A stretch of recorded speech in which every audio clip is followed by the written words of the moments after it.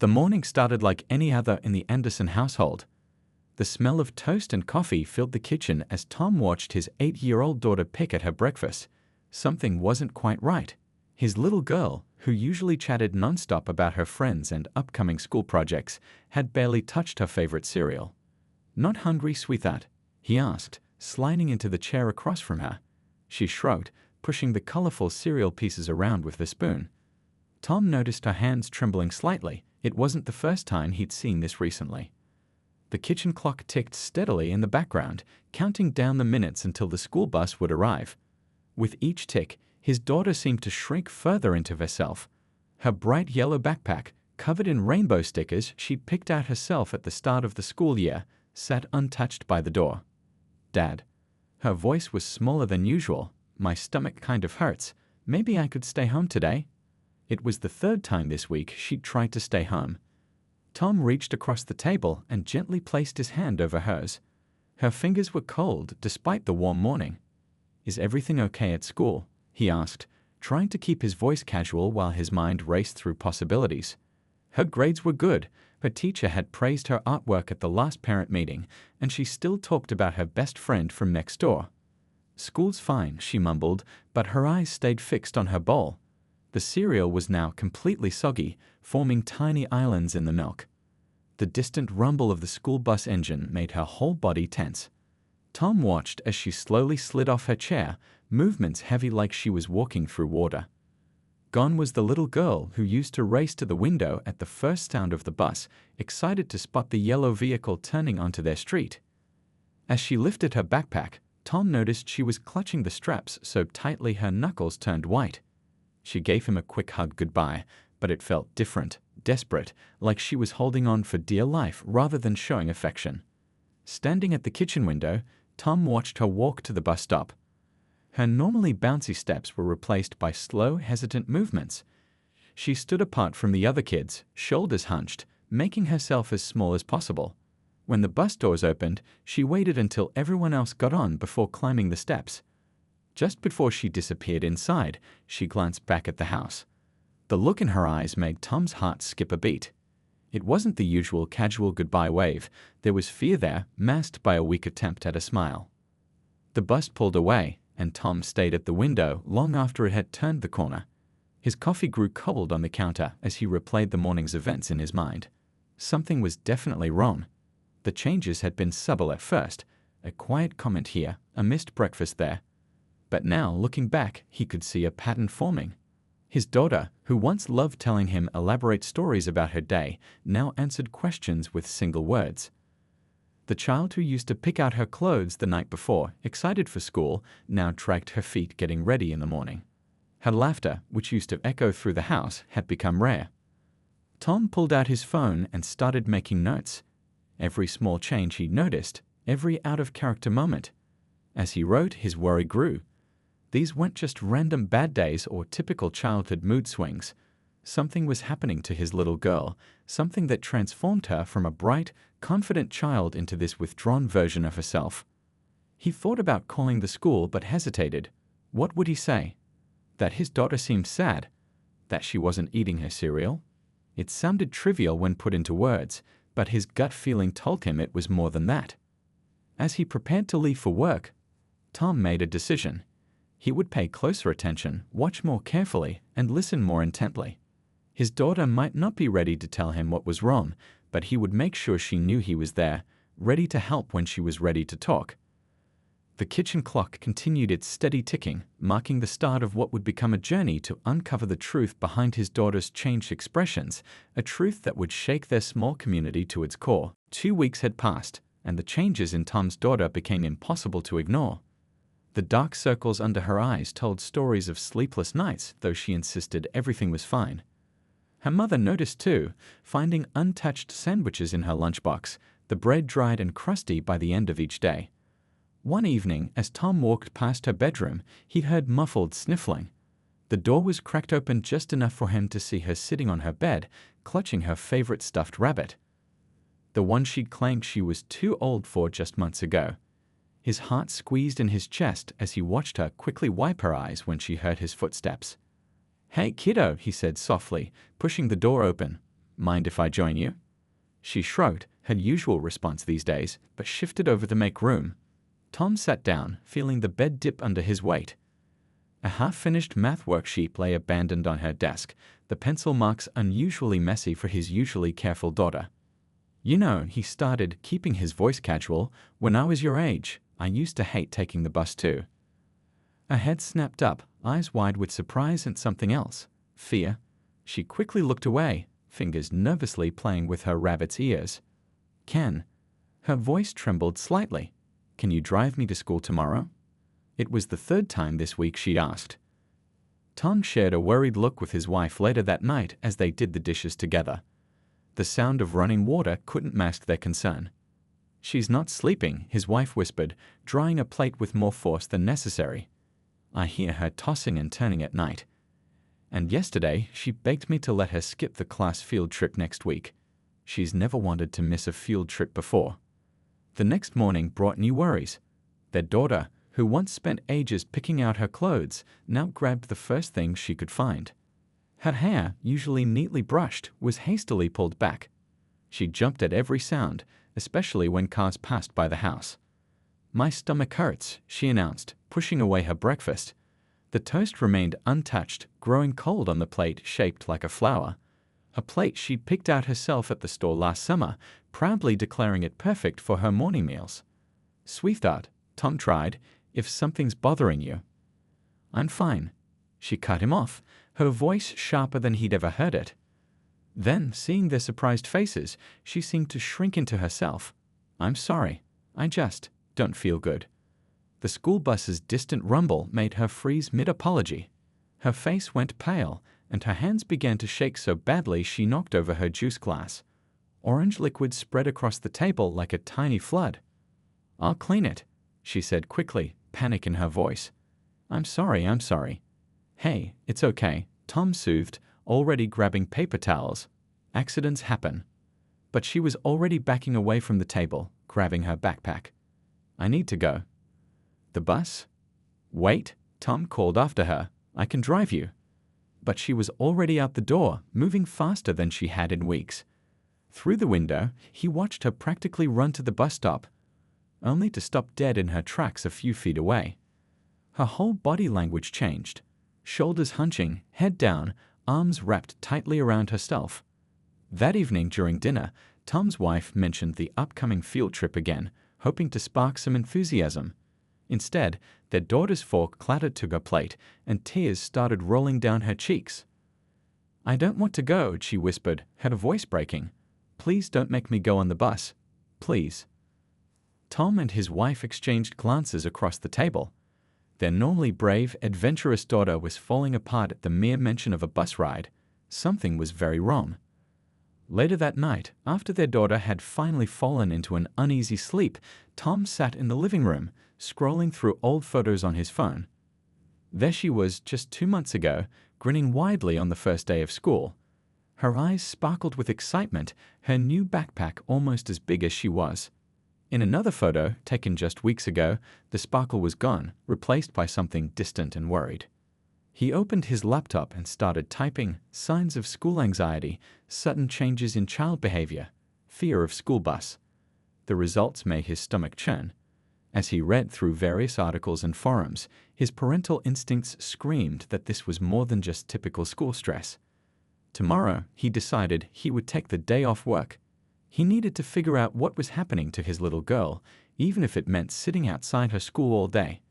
The thought of another tear-stained face at dinner was more than he could bear. As he closed his laptop, a car passed by outside, its headlights casting long shadows through the living room blinds.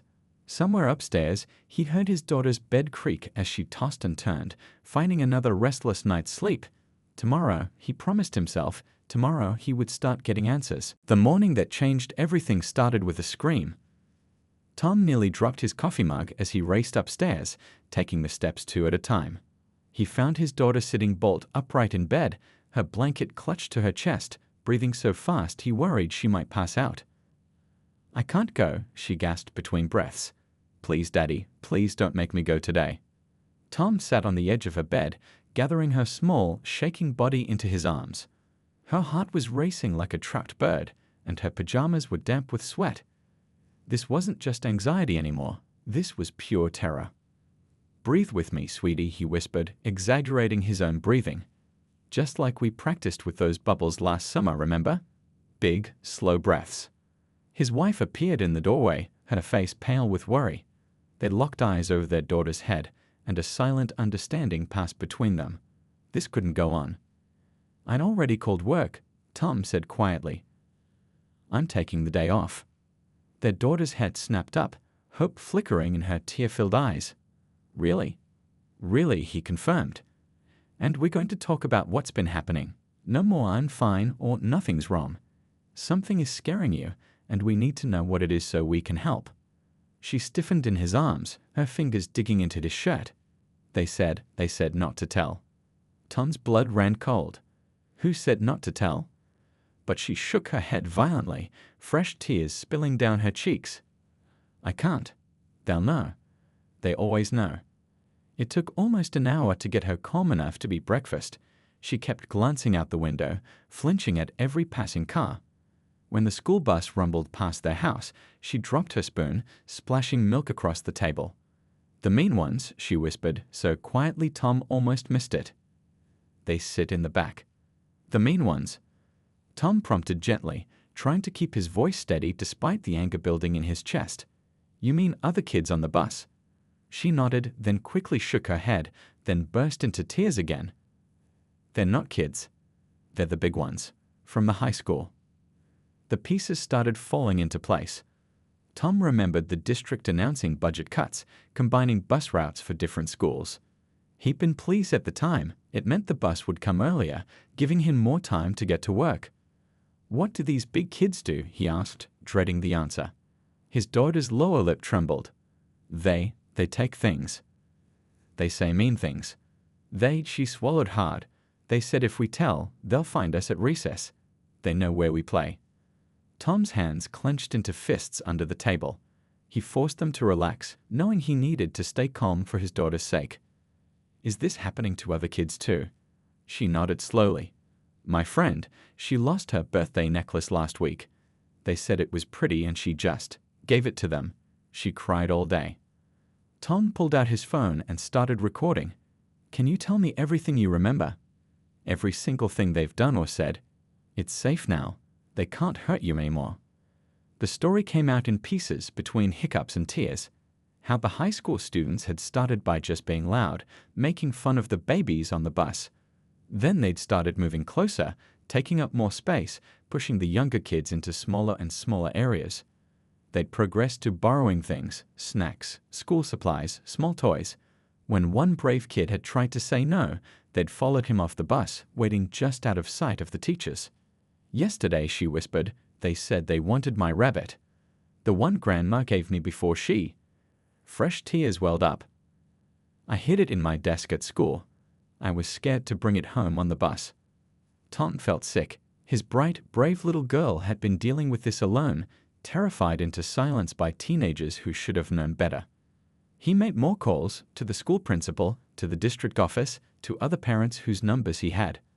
By lunchtime, his phone was buzzing constantly with messages from other parents whose children had similar stories. "We're going to fix this," he promised his daughter, who was curled up on the couch, finally sleeping peacefully for the first time in weeks.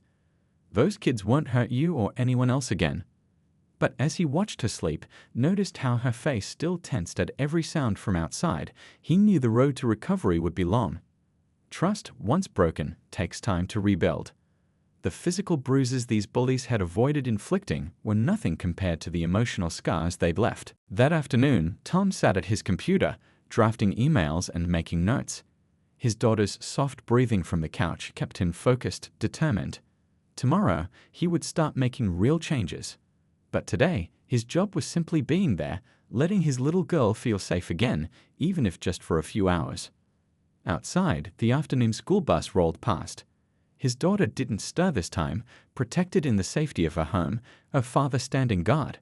Tomorrow would bring challenges, but for now, she could rest, knowing she wasn't alone anymore. Tom arrived at the school early the next morning, his daughter safely at home with her mother.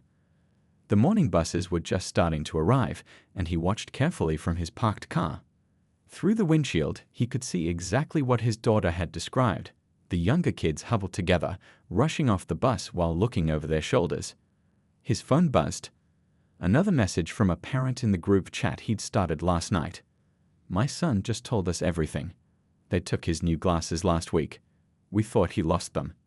The school secretary looked surprised when he walked in without his daughter. "Mr. Anderson, is everything all right?" "No," he said firmly. "Everything is not all right. I need to speak with the principal now." The principal's office was warm and decorated with student artwork, but Tom couldn't focus on the cheerful drawings. He pulled out his phone and played the recording of his daughter's story. The principal's face grew more concerned with each word. "We had no idea," she said, running a hand through her hair. "The bus drivers haven't reported any problems." "Because they can't see everything," Tom replied, pulling out the notes he'd made. "The older kids are smart. They wait until the driver is focused on traffic. They use threats to keep the little ones quiet, and they're careful not to leave marks." A knock at the door interrupted them. The school counselor entered, carrying a thick folder. "You need to see this," she said, spreading papers across the desk. "After your email last night, I started pulling records. We've had a spike in students asking to be picked up instead of taking the bus. Attendance is down. Anxiety complaints are up." Tom leaned forward, scanning the documents. The pattern was clear. Everything had started 2 months ago, right after the district combined the bus routes. His phone buzzed again, and again. More parents were speaking up, sharing stories their children had finally felt brave enough to tell. Missing items, torn books, lost lunch money. One mother wrote about finding her son doing his homework in the bathroom because his notebook had been taken on the bus. "There's more," Tom said, pulling up the photos he'd collected. Parents had sent pictures of their children from the past few months, showing the same changes he'd seen in his daughter. Tired eyes, forced smiles, children who had slowly stopped being children. The principal picked up her phone. "I'm calling the district superintendent. This needs to be addressed immediately." While they waited, Tom walked the halls. Through classroom windows, he could see children his daughter's age drawing, reading, raising their hands to answer questions. They looked so small, so vulnerable. How many of them were carrying secret fears? His phone lit up with a text from his wife. "She's finally talking, really talking. It's worse than we thought." The superintendent arrived within the hour, along with the transportation director. Tom wasn't the only parent there anymore. The office was filling with others who had dropped everything to come fight for their children. "Show them the video," a quiet voice said from the doorway. Tom turned to see the bus driver from his daughter's route, clutching her own phone. "I installed a personal camera last week. I knew something wasn't right, but I couldn't prove it.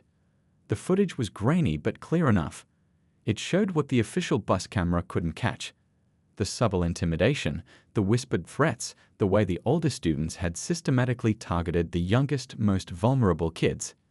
This ends today," the superintendent said, his face grim. "We'll need statements from all the affected families, police reports for the stolen items, and we'll need your children to be brave one more time and tell their stories." Tom thought about his daughter, finally sleeping peacefully at home. They've been brave enough. Now it's our turn. The meeting lasted hours. Plans were made, policies revised. The transportation director mapped out new bus routes, separating elementary and high school students immediately. The principal contacted the high school, identifying the students involved. The school counselor organized emergency meetings with affected families. But Tom knew the real work was just beginning. He opened his phone's photo gallery, looking at the picture of his daughter from the first day of school. Her smile was so bright, so trusting. That trust had been broken, not just in the bullies who had terrorized her, but in the adults who should have protected her. His phone buzzed with another message. "She's asking for you. She wants to know if she has to ride the bus tomorrow." Tom looked around the room full of parents and educators, all working to fix a problem that should never have existed. "Tell her no," he typed back. "Tell her she never has to be scared again." The afternoon sun cast long shadows through the office windows as Tom gathered his notes. Tomorrow would bring more meetings, more revelations, more steps toward healing. But today, they had finally uncovered the truth. Today, they had started to make things right. As he walked to his car, he passed the empty school buses parked in their neat row.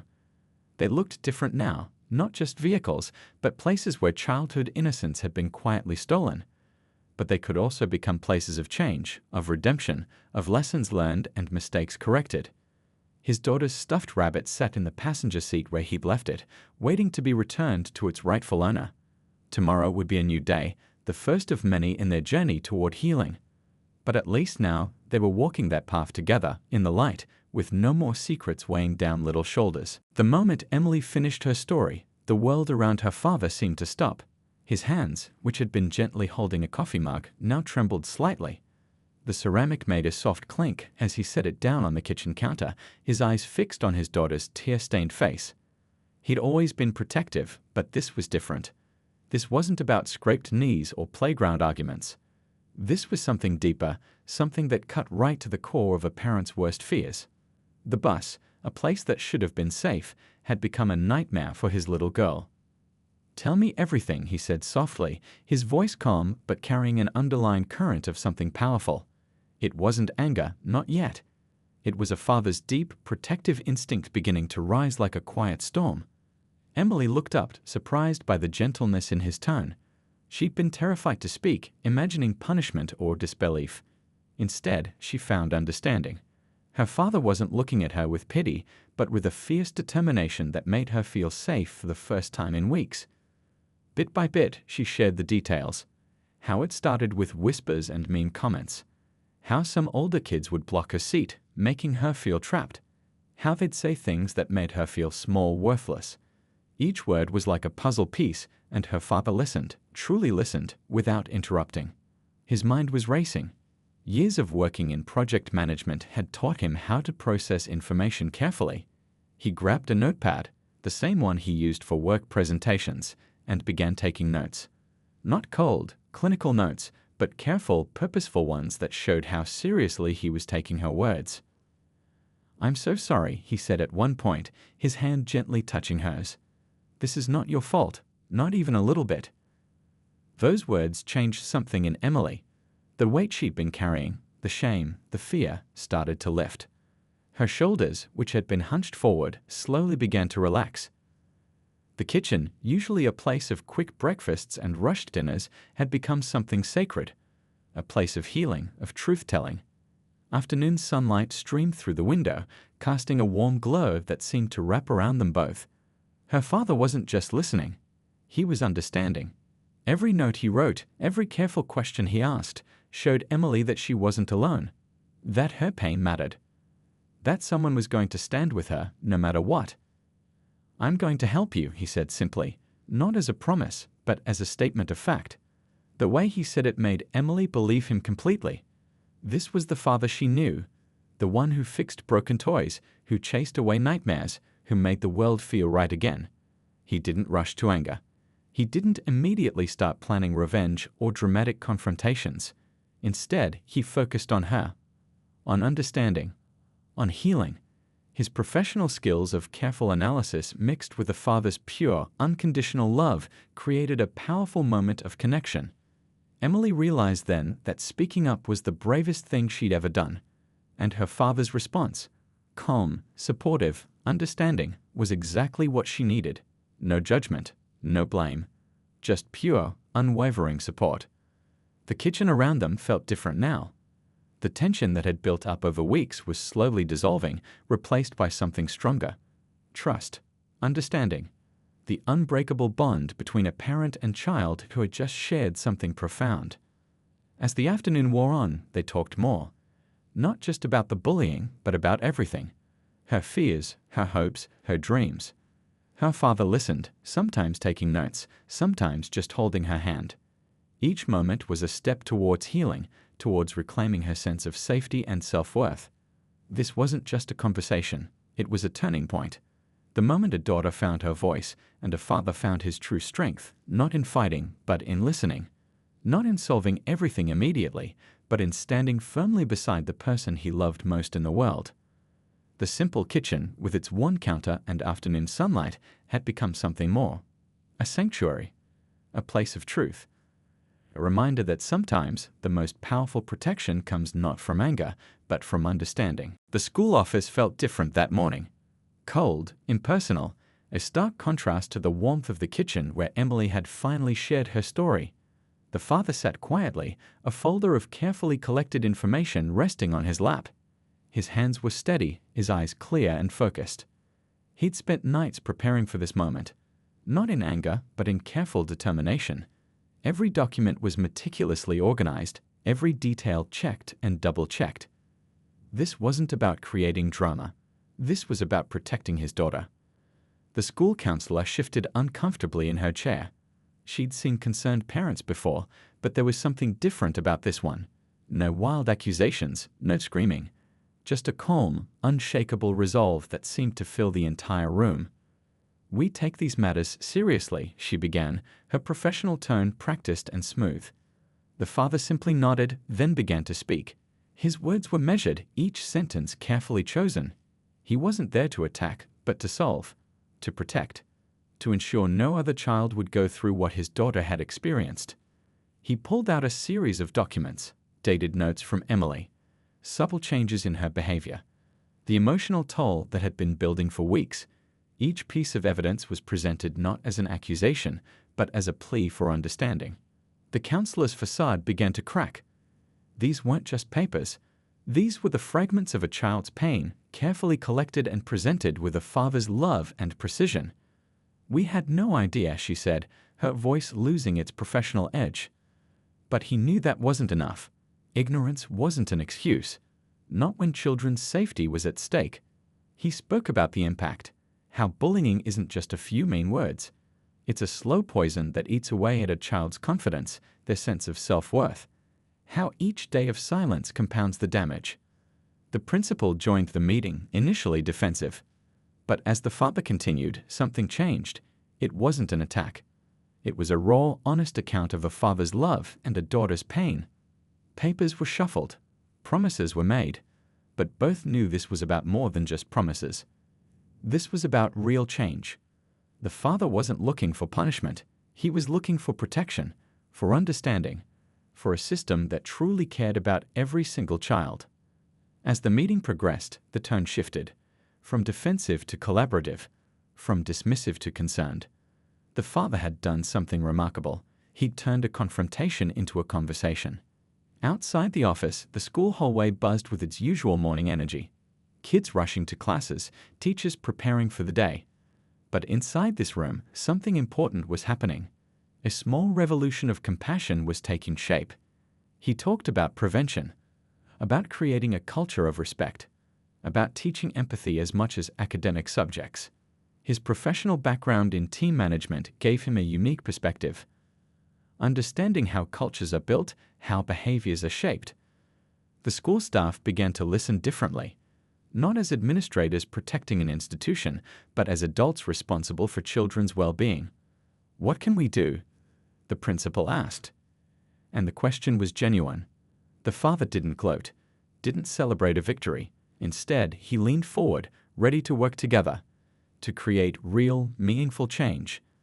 Emily's story was becoming more than just her personal experience. It was becoming a catalyst for something bigger. As the meeting concluded, something had fundamentally changed, not just in the school's approach, but in the way they viewed their responsibility. A father's love had opened their eyes. Walking out, he felt a mix of emotions, tired but determined, hurt but hopeful. He knew the journey wasn't over, but for the first time in weeks, he felt they were moving in the right direction. The school hallway seemed different now, brighter, more hopeful. A reminder that change begins with one voice, one story, one father's unwavering love for his daughter. Time has a way of healing wounds, but some scars run deeper than others. For our father and daughter, the months following that life-changing conversation were a journey of slow, careful healing. The first few weeks were the hardest. Nighttime was particularly challenging.